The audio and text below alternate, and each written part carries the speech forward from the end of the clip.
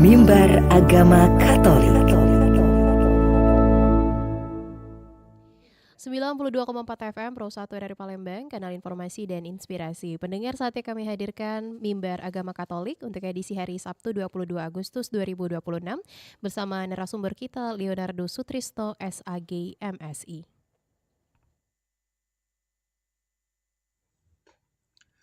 Umat beriman Katolik, pendengar RRI Pro 1 Palembang yang dicintai Tuhan dan saya hormati.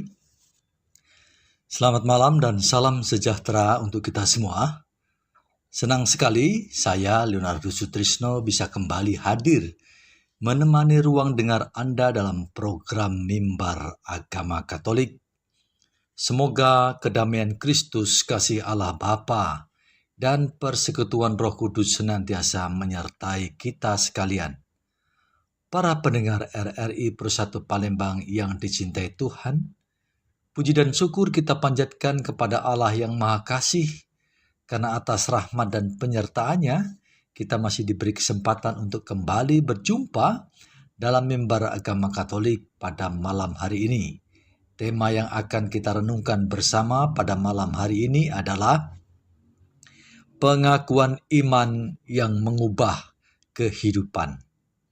Saudara-saudari terkasih dalam kasih Tuhan Yesus Kristus, marilah kita mengawali Mimbar Agama Katolik pada malam hari ini dengan memohon penyertaan Roh Kudus dalam nama Bapa dan Putra dan Roh Kudus. Amin. Ya Tuhan, bukalah hati dan pikiran kami agar sabda-Mu berakar dalam hidup kami.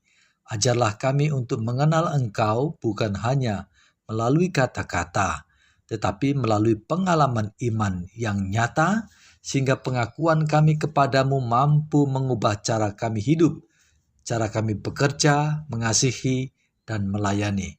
Demi Kristus Tuhan dan pengantara kami. Amin. Dalam nama Bapa dan Putra dan Roh Kudus. Amin. Umat beriman Katolik, pendengar RRI Pro 1 Palembang yang dicintai Tuhan. Setiap orang memiliki identitas. Sekali lagi, setiap orang memiliki identitas. Ketika kita berkenalan, biasanya kita menyebutkan nama, pekerjaan, atau asal daerah. Namun, ada pertanyaan yang jauh lebih mendalam daripada sekedar siapa nama Anda. Pertanyaan itu adalah, siapa Yesus bagi Anda? Pertanyaan ini menjadi pusat Injil hari ini. Pertanyaan ini menjadi pusat dari bacaan Injil yang disajikan oleh gereja pada hari ini. Dalam perjalanan menuju Kaisarea Filipi, Yesus bertanya kepada para muridnya, kata orang, siapakah anak manusia itu? Berbagai jawaban muncul. Ada yang berkata Yohanes Pembaptis. Ada yang mengatakan Elia. Ada pula yang menyebut Yeremia atau salah seorang nabi. Lalu Yesus mengajukan pertanyaan yang sangat pribadi. Tetapi apa katamu? Siapakah aku ini?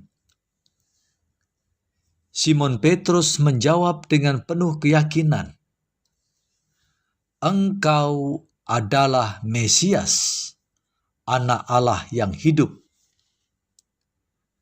Jawaban Petrus bukan sekedar pendapat. Jawaban itu adalah pengakuan iman yang lahir dari perjumpaan dengan Kristus. Dan justru karena pengakuan itu, hidup Petrus berubah. Ia menerima nama baru, tugas baru, dan kepercayaan besar dari Tuhan. Inilah yang ingin kita renungkan bersama. Pengakuan iman yang sejati selalu mengubah kehidupan. Umat beriman Katolik pendengar RRI Pro1 Palembang yang dicintai Tuhan dan saya hormati. Bacaan Injil yang kita renungkan diambil dari Injil Matius bab 16 ayat 13 sampai 20 yang pada intinya mengungkapkan pengakuan iman yang sejati. Dan pengakuan iman sejati itu selalu mengubah kehidupan. Maka dalam kesempatan malam hari ini, berdasarkan inspirasi bacaan kitab suci yang kita renungkan pada malam hari ini, ada beberapa poin tawaran untuk kita renungkan bersama. Poin pertama, pertanyaan Yesus yang menyentuh hati. Saudara-saudari yang terkasih dalam Tuhan, dalam bacaan Injil pada malam hari ini, Yesus memulai dengan pertanyaan tentang pendapat orang banyak. Mengapa? Karena manusia sering hidup berdasarkan opini publik. Hari ini kita hidup di era media sosial. Penilaian manusia berubah begitu cepat. Hari ini seseorang dipuji, besok ia dihujat. Hari ini sebuah berita dianggap benar, besoknya ternyata hoax.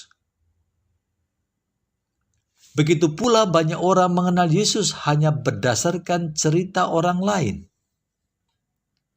Ada yang menganggap Yesus sekedar tokoh sejarah.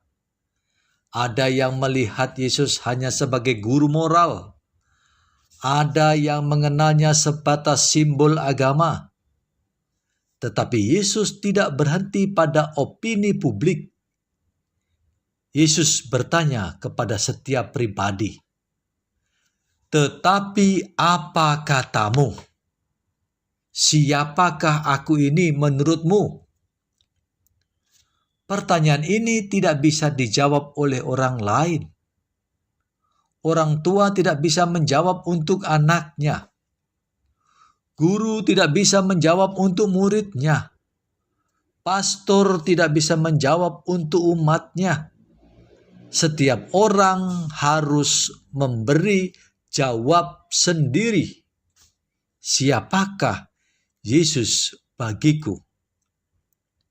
Apakah ia hanya hadir pada hari Minggu, ataukah ia sungguh menjadi pusat hidupku? Inilah poin pertama, yang adalah pertanyaan Yesus yang menyentuh hati dan membutuhkan jawaban personal, jawaban setiap individu yang mengenalnya. Lalu poin kedua, pengakuan Petrus, buah wahyu Allah. Saudara-saudari yang dicintai Tuhan, pendengar Radio Republik Indonesia Pro1 Palembang, jawaban Petrus luar biasa yang kita dengar dalam bacaan Injil pada malam hari ini. "Engkau adalah Mesias," kata Petrus tadi. "Engkau adalah Mesias, Anak Allah yang hidup." Yesus langsung berkata, "Berbahagialah engkau, Simon bin Yunus, sebab bukan manusia yang menyatakan itu kepadamu, melainkan Bapa-Ku di sorga." Artinya, iman bukan sekadar hasil kecerdasan. Iman adalah anugerah. Banyak orang pintar belum tentu beriman. Sebaliknya, banyak orang sederhana justru memiliki iman yang kokoh. Mengapa? Karena hati mereka terbuka kepada Allah. Iman tumbuh ketika kita mau mendengarkan, mau berdoa, mau membuka hati. Petrus mengenal Yesus bukan hanya lewat telinga. Petrus mengenal Yesus bukan hanya berdasarkan opini publik. Petrus mengenal Yesus lewat perjalanan bersamanya. Petrus melihat mukjizat. Petrus mendengar pengajaran. Ia mengalami kasih Tuhan. Pengalaman itulah yang melahirkan pengakuan iman. Lalu poin ketiga, dari Simon menjadi Petrus. Saudara-saudari terkasih pendengar RRI Pro 1 Palembang yang dicintai Tuhan. Setelah pengakuan itu, Yesus berkata, "Engkau adalah Petrus, dan di atas batu karang ini aku akan mendirikan gerejaku." Menarik sekali. Nama Simon berubah menjadi Petrus. Petrus berarti batu karang. Mengapa perubahan nama penting? Dalam kitab suci, perubahan nama selalu menandakan perubahan panggilan. Abram menjadi Abraham. Yakub menjadi Israel. Simon menjadi Petrus. Artinya ketika seseorang sungguh mengenal Tuhan, identitas hidupnya diperbaharui. Jadi sekali lagi dalam kitab suci, perubahan nama selalu menandakan perubahan panggilan. Hal ini juga terjadi pada kita, Bapak, Ibu, dan saudara-saudari yang dicintai Tuhan. Seseorang yang dulu pemarah dapat menjadi sabar. Yang dahulu egois dapat menjadi murah hati. Yang dahulu putus asa dapat menjadi penuh harapan. Iman yang sejati selalu menghasilkan perubahan. Dan sesungguhnya, sebagai orang Kristiani, sebagai orang Katolik, ketika kita dibaptis, kita pun memperoleh, menyandang nama baru. Bisa Leonardus, bisa Thomas, bisa Yakobus, dan lain sebagainya. Tentu nama itu dimaksudkan sesuai dalam konteks kitab suci. Sekali lagi, perubahan nama atau predikat nama selalu menandakan perubahan panggilan. Seperti Abram menjadi Abraham, Yakub menjadi Israel, Simon menjadi Petrus. Lalu sekarang poin yang keempat. Kunci kerajaan sorga. Saudara-saudari yang dicintai Tuhan, Yesus berkata lagi, "Kepadamu akan kuberikan kunci kerajaan surga." Tentu kata-kata ini ditujukan kepada Petrus. Dalam percakapannya kepada Petrus, Yesus berkata lagi, "Kepadamu akan kuberikan kunci kerajaan surga." Kunci melambangkan kepercayaan. Bayangkan jika seseorang memberikan kunci rumahnya kepada kita. Itu artinya apa? Itu berarti ia percaya. Demikian pula Yesus mempercayakan gereja kepada Petrus. Gereja bukan milik manusia. Gereja adalah milik Kristus. Namun Tuhan menghendaki manusia bekerja sama dalam karya keselamatan. Hari ini kita semua juga menerima kunci dalam kehidupan masing-masing.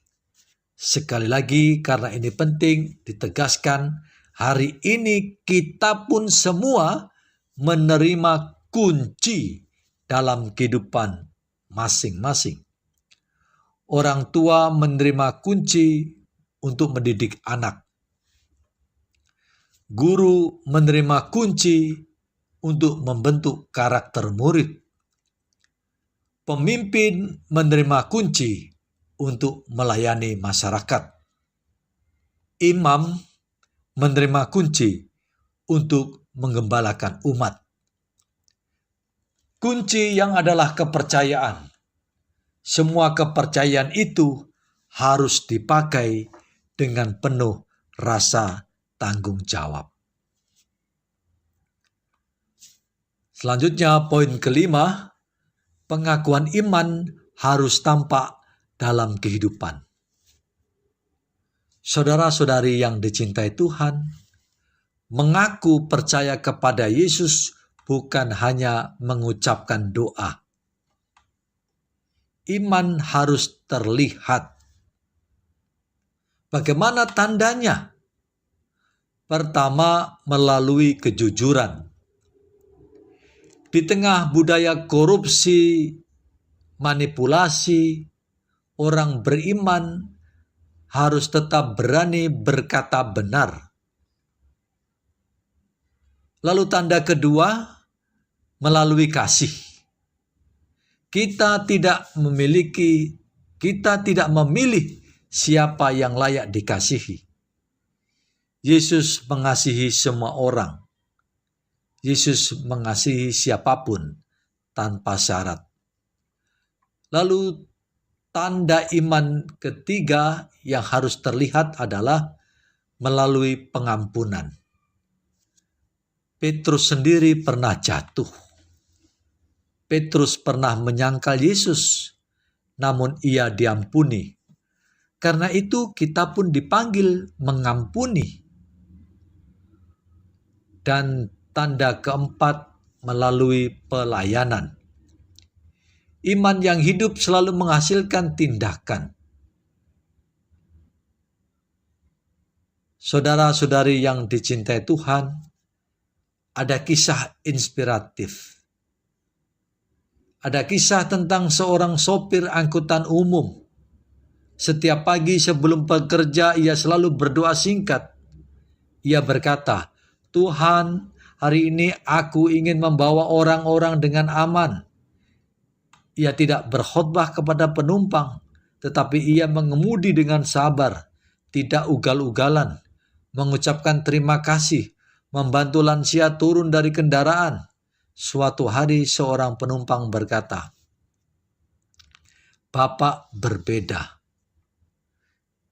Lalu sang sopir menjawab, "Saya hanya berusaha mengingat bahwa Yesus ikut naik di kendaraan ini." Inilah pengakuan iman yang nyata. Tantangan orang beriman masa kini, saudara-saudari, apa tantangan orang beriman masa kini? Mengaku percaya kepada Kristus hari ini tidak selalu mudah. Ada tekanan lingkungan, ada godaan materi, ada budaya yang mengutamakan popularitas. Namun Yesus tetap bertanya, "Apa katamu?" Jawaban kita tidak cukup di bibir. Jawaban kita harus terlihat dalam cara kita bekerja, dalam cara kita berbicara, dalam cara kita memperlakukan keluarga, pun dalam cara kita menggunakan media sosial. Media sosial misalnya, sebagai seorang beriman kita dipanggil menjadi pembawa damai. Jangan mudah menyebarkan kebencian di media sosial. Jangan mudah menghakimi. Jangan mudah mempermalukan orang lain. Jadilah saksi Kristus di dunia digital. Gereja dibangun di atas iman. Saudara-saudari yang dicintai Tuhan, Yesus berkata, alam maut tidak akan menguasainya. Gereja telah melewati berbagai tantangan selama 2000 tahun lebih. Penganiayaan pernah dialami, perpecahan pernah dialami gereja, pandemi, berbagai krisis, semuanya sudah pernah dialami oleh gereja. Namun faktanya gereja tetap berdiri lebih dari 2000 tahun yang lalu. Mengapa? Karena dasarnya adalah Kristus sendiri.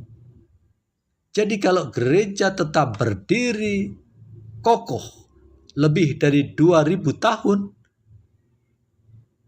alasannya adalah karena berdasar pada Kristus sendiri.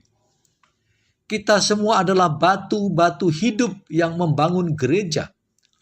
Ketika keluarga kita hidup dalam doa, ketika lingkungan kita saling membantu, ketika umat saling menguatkan, maka gereja semakin kokoh.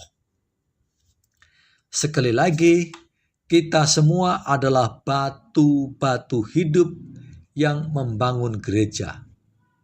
Ketika berdoa, saling membantu, saling menguatkan, maka gereja akan semakin kokoh. Kita masuk pada refleksi untuk keluarga Indonesia.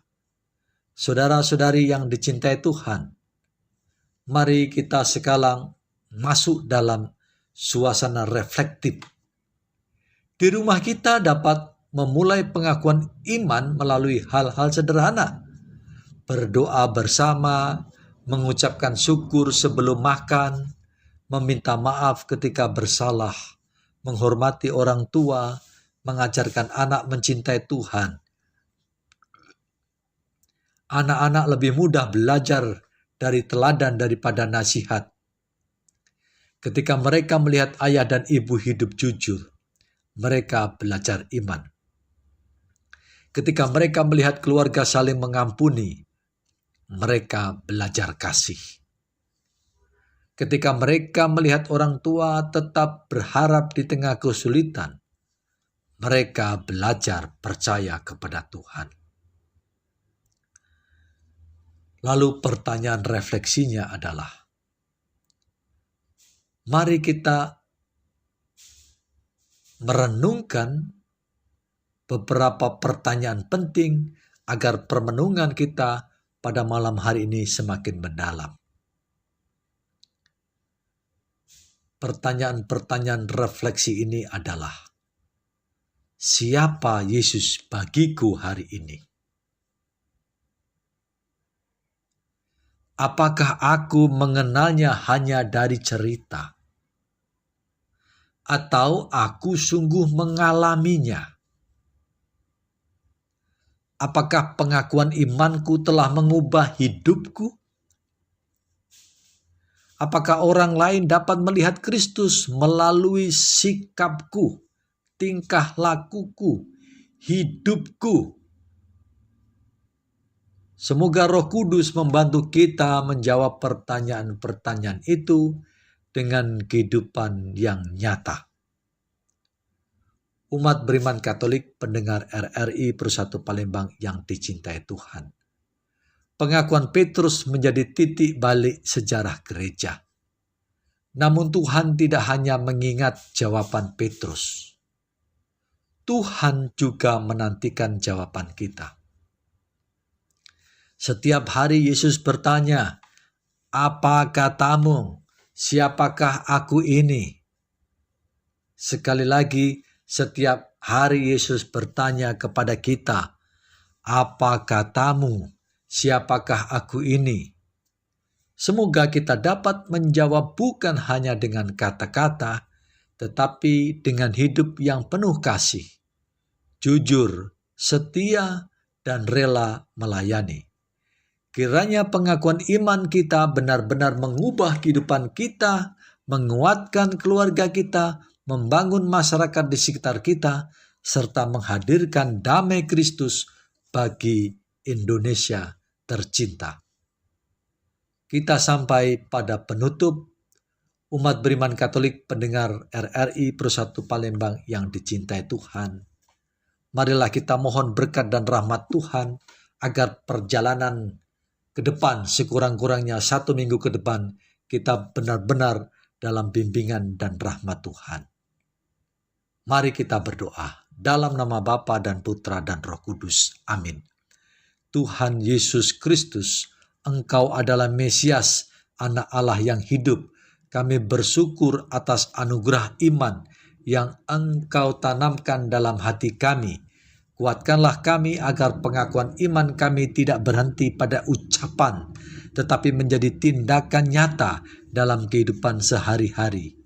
Jadikanlah keluarga kami tempat bertumbuhnya kasih, pengampunan, dan harapan. Bimbinglah para pemimpin bangsa kami, para pelayan gereja, para pendidik, kaum muda, anak-anak, serta seluruh masyarakat Indonesia, agar mampu menjadi pembawa damai dan saksi-saksi kasih-Mu dimanapun mereka berada. Bunda Maria, Bunda Gereja, doakanlah kami. Santo Petrus, teguhkanlah iman kami. Demi Kristus Tuhan dan pengantara kami, yang hidup dan berkuasa, kini dan sepanjang segala masa. Amin. Dalam nama Bapa dan Putra dan Roh Kudus. Amin. Saudara-saudari yang dicintai Tuhan, terima kasih atas kebersamaan para pendengar RRI Persatu Palembang. Tuhan memberkati kita semua. Selamat melanjutkan aktivitas dan damai Kristus menyertai kita senantiasa.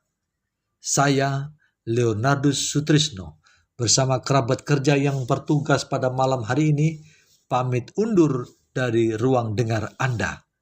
Terima kasih atas kebersamaan kita pada malam hari ini. Sampai jumpa pada mimbar agama Katolik minggu depan. Berkat Tuhan melimpah untuk kita semua. Amin.